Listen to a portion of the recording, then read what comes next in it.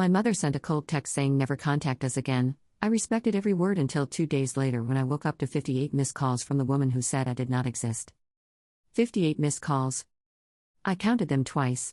Not because the number changed. Because my mind needed the counting to confirm that what the screen was showing was real and not the specific artifact of a half-awake brain that had not yet separated sleep from the waking world. 6:14 in the morning. The room still dark. Fletcher warm against my feet. And the phone on the nightstand producing a number that my mother had spent 48 hours making impossible. 48 hours ago she had told me I did not exist. Not in those words. My mother had never been someone who said the direct thing when the indirect thing could do more damage with less accountability. What she had sent was 11 words in a text message at 9:17 on a Thursday evening, the specific cold efficiency of someone who has composed the sentence carefully and has decided that 11 words are sufficient for the task. Do not ever contact us again. You have made your choice. I had read it 3 times.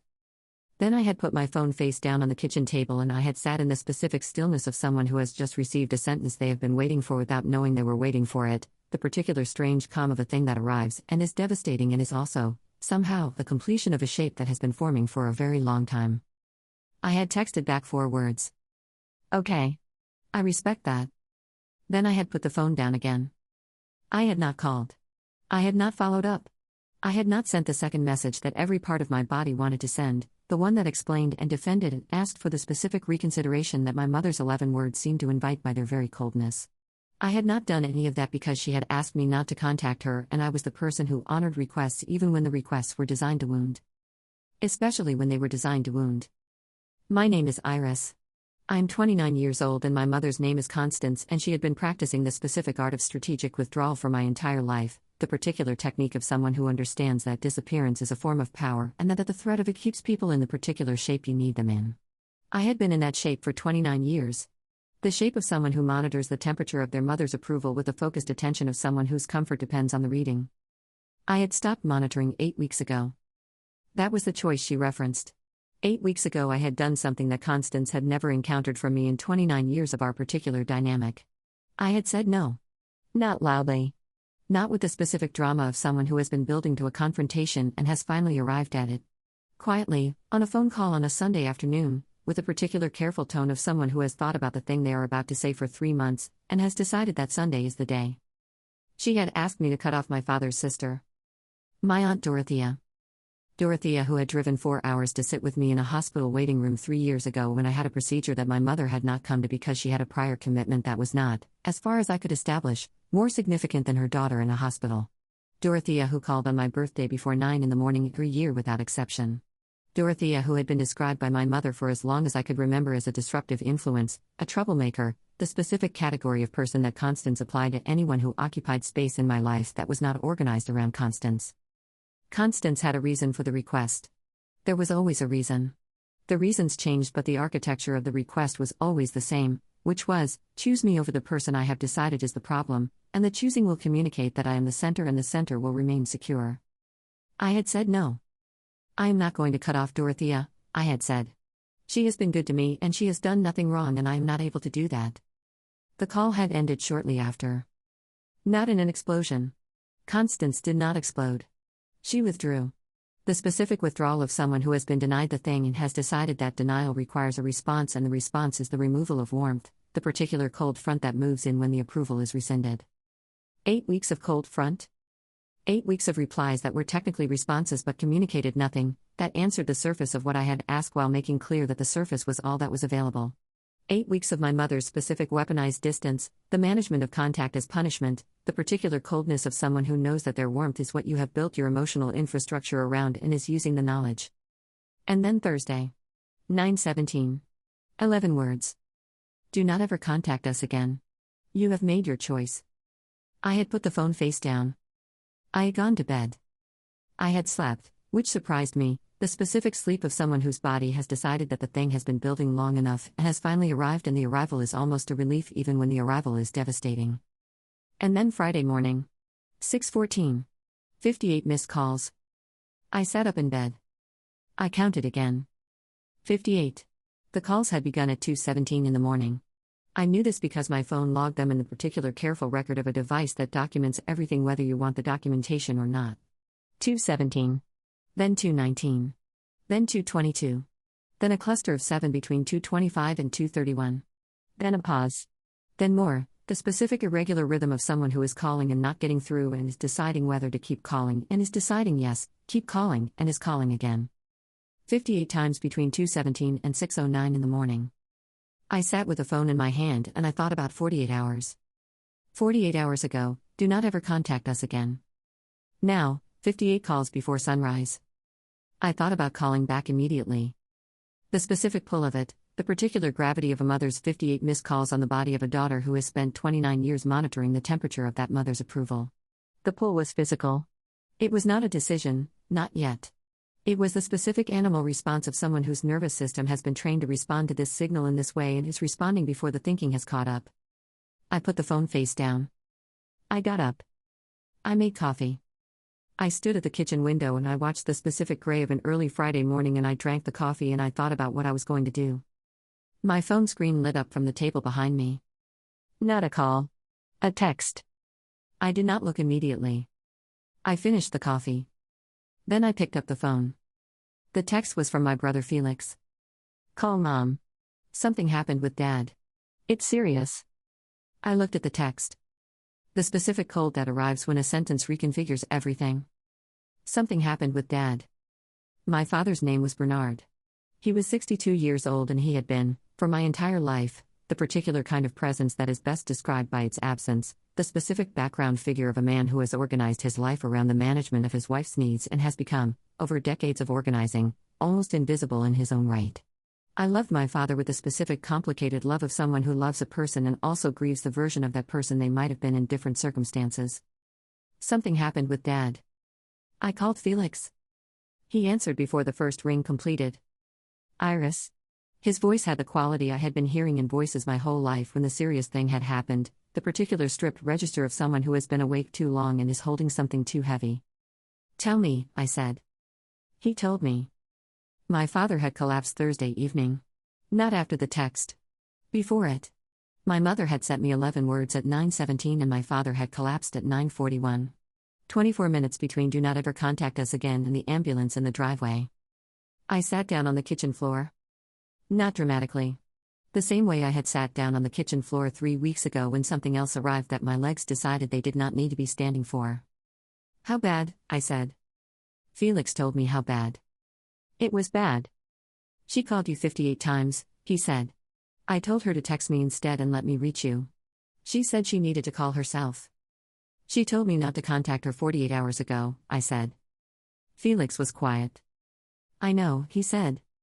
Felix. His name, just that. The specific tone of a younger sister who needs her older brother to be in the same true place she is in. I know, he said again. The second time with more weight. The acknowledgement of someone who has been watching the same dynamic for 29 years from the adjacent position, and has never known what to do with what he has seen. Is Dad asking for me? I said. A pause. Yes, Felix said. I closed my eyes. Bernard. My father who became almost invisible over decades of organizing around Constance's needs. My father who had nevertheless shown up in the particular small ways that small ways matter, the specific ones that do not announce themselves and are not performed for an audience. Who had slipped $50 into my coat pocket every time I visited until I was 25 and had a job and had told him to stop and he had stopped but had started leaving books instead, the particular books he thought I would like, placed on the passenger seat of my car without comment. He was asking for me. I stood up from the kitchen floor. I picked up my keys. I drove to the hospital. The drive was 40 minutes and I spent it in the specific state of someone who is moving toward something and has not yet decided how to be when they arrive. I thought about 58 calls. I thought about 9:17 and 9:41 and the 24 minutes between them. I thought about what it meant that my mother had sent 11 words and 24 minutes later my father had collapsed and 58 calls had come before sunrise. I thought about what I was going to say when I walked through the door. Then I stopped thinking about what I was going to say. Because what I was going to say was not the point. My father was asking for me. That was the point. The hospital had the specific quality of hospitals in the early morning, the particular fluorescent stillness of a place that does not sleep and does not pretend to be anything other than what it is. Felix met me in the corridor outside the cardiac unit. He looked like someone who had been awake since 9:41. He hugged me. The specific hug of two people who have the same mother and have been navigating that fact separately for a long time and are standing in a hospital corridor at 7 in the morning understanding that the navigating is about to change.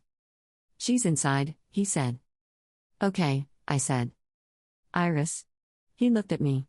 "She is going to say something when you walk in. I need you to be ready for that." I looked at my brother. "What kind of something?" I said.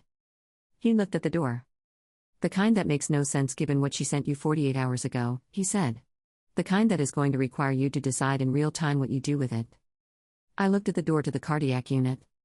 My father was on the other side of it asking for me. My mother was on the other side of it with 58 missed calls and 11 words and the particular architecture of 29 years. I pushed the door open. My mother was standing at the foot of my father's bed. She turned when I came in. Her face had the specific quality of someone who has been awake since 9:41 and has spent the hours between then and now in the particular state of someone whose certainty about the world has been disrupted by something that certainty cannot manage. The controlled expression was there. The management. But underneath it, visible in the specific way of things that are too large to be fully managed, was something else. Something I had not seen on my mother's face before. Fear. Not the performed fear of someone who is using emotion as leverage. The actual thing. The particular stripped quality of a 61-year-old woman standing at the foot of her husband's hospital bed at 7 in the morning who had sent 11 words at 9:17 the night before and had watched him collapse 24 minutes later and had spent the hours between calling a daughter she had just told not to contact her. My father was in the bed. He looked smaller than he did outside of hospitals. The specific diminishment of a person in a hospital bed, the particular way the bed and the machines and the particular light reduce someone to their most essential physical self. He had tubes and a monitor and the specific careful arrangement of someone being managed through a crisis. His eyes were open. He saw me. His face did the thing. Not the relief face. Not the performed relief of someone who is happy for an audience. The actual face of a man who has been asking for his daughter and has now seen her and whose body has communicated something to his face that he did not choose and did not manage. I crossed to the bed. I took his hand. His hand was cold in the specific way of someone who has been in a hospital for hours and has had things attached to them and has been lying still. I held it the way you hold a hand when you understand that the holding matters more than anything you could say. "Hey Dad," I said. His hand tightened around mine. Just that. My mother moved. Not toward me. To the side of the room, the specific repositioning of someone who is recalibrating their position in a space that has changed. I felt her looking at me and I did not look back immediately. I stayed with my father's hand in my father's face and the specific warmth of being needed by a person who has been asking for you. After a moment I looked at her. "Iris." Her voice had the stripped quality. Not the management voice. Not the 11 words voice. Something older and more exposed. "Mom," I said. She looked at my father's hand in mine. "I called," she said. "I know," I said. 58 times. Something crossed her face. The specific thing that crosses a face when a number is said out loud and the saying makes the number real in a way that the doing of it had not. "I do not know who else," she stopped. I waited. "I do not know who else to call," she said. I sat with that. 29 years of constants. The specific architecture of a woman who had organized her world around the management of proximity, who had used warmth as currency and withdrawal as punishment, and the particular power of being the center as the mechanism of everything. And now standing in a hospital room at 7 in the morning saying I did not know who else to call. "Felix was here," I said. "Felix was here," she said. "And I needed," she stopped again. "Tell me," I said. The specific tone I had used with people I loved when I needed them to say the true thing. I had not used it with my mother before. It arrived without my choosing it. She looked at her husband in the bed. At his hand in mine. "I needed you," she said. Just that. 3 words placed in the room with the particular simplicity of something that has been stripped of all its management and is left in its actual form. I looked at my mother. 61 years old. Standing in a hospital room. 3 words. I needed you. I thought about 48 hours. I thought about 11 words and 58 calls and the 24 minutes between them and the 40 minutes I had driven with my keys in my hand and my father's name in my chest. "I need to say something," I said. "And I need to say it here, now, because this room is the room where true things are required." She looked at me. My father's hand was still in mine. His eyes were open and he was watching with the specific attention of a man who has been almost invisible for decades and is present now in the particular way of someone who understands that what is happening in this room matters. "You sent me 11 words on Thursday evening," I said. Do not ever contact us again. You have made your choice. I read those words and I respected them and I did not call. I did not follow up. I honored what you asked. She looked at her hands. 24 minutes later Dad collapsed, I said. And between 2:17 and 6:09 in the morning you called me 58 times. And Felix texted me. And I drove 40 minutes and I walked through that door. I paused. I am not telling you this to wound you. I'm telling you this because the distance between those two things, between 11 words and 58 calls, is the distance I have been living in my entire life. And I need you to see it. The room was very quiet. My father's hand tightened slightly in mine. My mother looked up. The distance, she said. Between being told I do not exist, I said, and being needed at 7 in the morning. I have lived in that distance for 29 years. Not because you are a cruel person. Because you have used the distance as the mechanism. The warmth and the withdrawal and the particular power of deciding when I exist and when I don't. Her eyes were wet. Not the performed wet. The actual thing. The Dorothea request, I said. That was not the first one. There have been others. People I was asked to distance myself from, relationships I was asked to manage according to what made you comfortable, choices I was asked to make that were never actually about the people involved and were always about whether I was choosing you. I looked at her. I said no to Dorothea because Dorothea drove 4 hours to sit with me in a hospital waiting room when you had a prior commitment. That is the specific reason. Not rebellion. Not disrespect. Because Dorothea showed up and the showing up matters. My mother looked at the floor. Felix was in the doorway. I had not heard him come back. He was standing in the specific careful position of someone who is present, and is not intervening and is bearing witness. I am here, I said. I drove 40 minutes and I am holding Dad's hand and I am here. Not because the 58 calls erased the 11 words. Because Dad asked for me and he is my father and that matters to me regardless of what the 11 words said. My mother looked up. And I need to know, I said, whether the 11 words are going to keep being available. Whether the next time I do something that costs you the center position I am going to receive 11 words again. Because I cannot build my life around a relationship that has an 11-word exit available every time the terms change. The room held a specific quality of something that has been said completely and is sitting in the air. My father made a sound. Not words. The particular sound of someone who wants to speak and is working through the specific effort of speaking from a hospital bed. I leaned closer. His voice was quiet. The stripped voice, the actual one, the one that had been almost invisible for decades. Stay, he said. To me. Then he looked at my mother. Both of you. Stay. 2 words. The most direct thing I had heard my father say in 29 years. My mother sat down in the chair beside the bed. Not the chair she had been near. The chair next to mine. The specific geography of someone who is choosing proximity over position. She looked at my father. Then she looked at me. I do not know how to do it differently, she said. I want to be honest with you. I have done it this way for so long that I do not know what the other way looks like. I know, I said. That is not an excuse, she said. No, I said. It isn't. But it is honest. And honest is what I need more than the excuse or the defense. The 11 words, she said. Yes. I sent them because I was afraid, she said. Not of losing you. Of losing she stopped. Looking for the word. The arrangement. The specific way things have been arranged. The center, I said. She looked at her hands. Yes, she said quietly. My father's hand in mine was warmer now. The specific gradual warming of someone whose body is doing what bodies do when the thing that was happening is being managed and the crisis is moving toward the other side of itself. I need you to see a therapist, I said to my mother. She looked up. Not as a punishment, I said. As the specific thing that has to happen if the arrangement is going to be different. Because I cannot teach you the different way. That is not my job. That has never been my job and it has been my job for 29 years and it is done. Felix made a sound in the doorway. Not words. The particular involuntary sound of someone receiving a sentence they have been waiting years to hear said out loud. My mother looked at Felix. Then back at me. Okay, she said. Just that. Not the managed okay of someone buying time.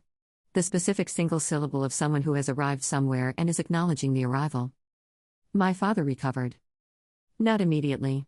The specific patient recovery of a 62-year-old body that has been through something significant and is doing the work of coming back from it at its own pace. 2 weeks in the hospital. 4 weeks of careful management at home. The particular slow return to the ordinary that follows a medical crisis, the specific gratitude for ordinary that arrives after you have understood what its absence looks like. I visited 3 times a week during the hospital stay. My mother was there every time. We did not have the resolution in those visits that a different kind of story would produce. We did not arrive at the warm understanding of 2 women who have named the thing and found themselves on the other side of it. We had the particular careful presence of 2 people who have said true things to each other in a hospital room and are now in the slow process of discovering what the true things make possible. My mother started therapy 4 weeks after my father came home. She told me herself. Not through Felix. A direct call, on a Tuesday morning, the specific ordinary call of someone who is beginning the practice of direct communication. I started seeing someone, she said. A therapist. I want you to know. Thank you for telling me, I said. She is difficult, my mother said. The therapist? She asks questions I do not want to answer. That is usually a sign she is good at it, I said. Something that was almost a laugh came through the phone. Almost. Dorothea called me the week my father came home. She had heard through the particular porous membrane of a family network and had been waiting to call, giving the specific respectful space of someone who understands that some situations require room before they require presence.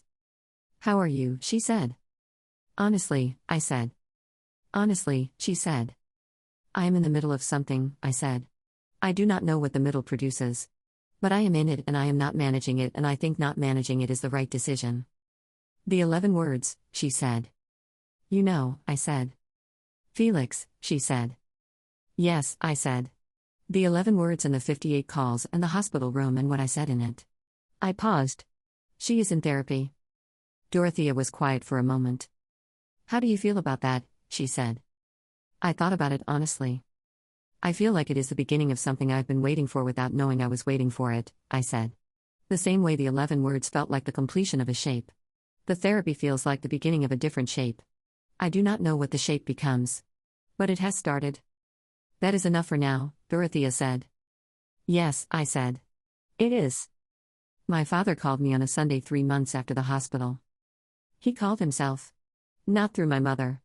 Not through Felix. From his own phone on a Sunday afternoon, the specific independent call of a man who has decided that almost invisible is no longer the shape he wants to occupy. We talked for 40 minutes. He told me about the book he was reading, the specific book he had placed on my passenger seat 6 months ago and had never mentioned again, and was now describing with the particular engaged attention of someone who wants to talk about a thing they have been not talking about. At the end he said, I should have called more. Before the hospital. I should have called on my own more. Yes, I said. You should have. I am going to, he said. Call on my own. I know, I said. How do you know? He said. Because you called today, I said. On your own? That is the evidence. He was quiet for a moment. Then the specific sound of a man who does not laugh often but is laughing now, the particular real laugh of someone whose body has decided this is the moment for it. I held the phone and I listened to my father laugh on a Sunday afternoon. It was the specific best thing I had heard in a long time. Here is what I want to say to everyone who has put a phone face down after 11 words. You were right to respect them. Not because they deserved respect. Because you are the person who honors what is asked even when the asking is designed to wound. That is not weakness. That is the specific integrity of someone who does not abandon their own values because the person asking does not deserve them. And when the 58 calls come, you do not have to answer because of the 58. You answer because of your father asking for you. You answer because of your own reasons. Because you are the person who decides when you exist. Not 11 words. Not 58 calls. You. And when you walk into that room and say the true thing at its actual volume without the heat and without the management. When you say center and arrangement, and I have been living in this distance for 29 years.